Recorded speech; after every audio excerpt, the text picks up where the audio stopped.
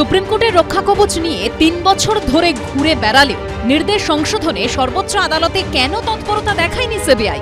মঙ্গলবার কয়লা পাচার মামলার শুনানিতে আসানসোলের বিশেষ সিবিআই আদালতে এই প্রশ্নের মুখে পড়ল কেন্দ্রীয় এজেন্সি। আর এদিনই কয়লা পাচার কাণ্ডে প্রধান অভিযুক্ত অনুপ মাঝি ওরফে লালার শর্ত সাপেক্ষে জামিন মঞ্জুর করেছেন বিচারক। আদালতের নির্দেশ, নিতুরিয়া থানা এলাকা ছাড়তে পারবেন না লালা। তদন্তে সিবিআইকে সব রকম সহযোগিতা করতে হবে। অনারেবল সুপ্রিম কোর্টের অর্ডার মেনেছি, আমরা মেনে এসে কোর্টের সামনে সারেন্ডার করেছি। কোর্টে আজকে ওনাকে ব্যক্তিগত জামিন, আমাদের সাবমিশন শোনার পরে ওনাকে ব্যক্তিগত জামিনে রিলিজ করেছেন। ওনাকে শর্ত দেওয়া হয়েছে যে উনি ওনার গ্রামের বাড়ির অ্যাড্রেস ছেড়ে বেরোবেন না। কয়লা পাচার কাণ্ডে 2022 সালের 19শে জুলাই আসানসোলের বিশেষ সিবিআই আদালতে 41 জনের নামে 237 পাতার চার্জশিট পেশ করে কেন্দ্রীয় তদন্তকারী সংস্থা। চার্জশিটে অনুপ মাঝি ওরফে লালাকে প্রধান অভিযুক্ত হিসেবে দেখায় সিবিআই। এই মামলায় লালাকে আত্মসমর্পণের জন্য নোটিশ জারি করে আদালত। এমনকি তার সম্পত্তি বাজেয়াপ্ত করার নির্দেশও জারি হয়। সুপ্রিম কোর্টে দ্বারস্থ হয়ে রক্ষা কবচ পান তিনি। গ্রেপ্তারের বিরুদ্ধে রক্ষা কবচ দিলেও নিম্ন আদালতের নির্দেশ পালন করতে হবে বলে স্পষ্ট জানিয়ে দেয় সর্বোচ্চ আদালত। এরই মধ্যে লালাকে জিজ্ঞাসাবাদও করে সিবিআই। অবশেষে এদিন আসানসোলের বিশেষ সিবিআই আদালতে আত্মসমর্পণ করলেন কয়লা পাচার কাণ্ডে প্রধান অভিযুক্ত। আদালতে অনুপ মাঝির জামিনের আবেদন করেন তার আইনজীবী। তদন্তে সহযোগিতা করছেন না জানিয়ে লালার জামিনের বিরোধিতা করেন সিবিআই এর আইনজীবী। সুপ্রিম কোর্টের রক্ষা কবচের প্রেক্ষিতে তার জামিন মঞ্জুর করেন বিচারক রাজেশ চক্রবর্তী। সে আত্মসমর্পণ করেছে, সে বেল পেয়েছে। এটি সম্পূর্ণ একটি আইনি প্রক্রিয়া।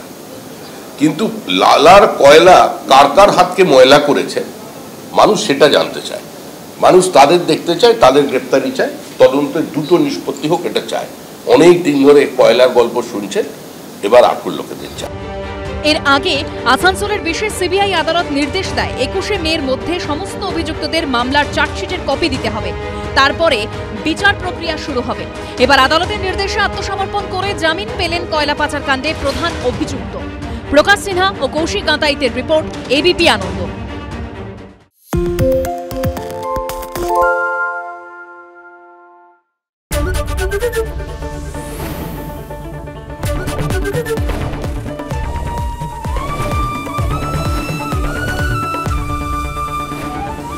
এবিপি আনন্দ, এগিয়ে থাকে, এগিয়ে রাখে।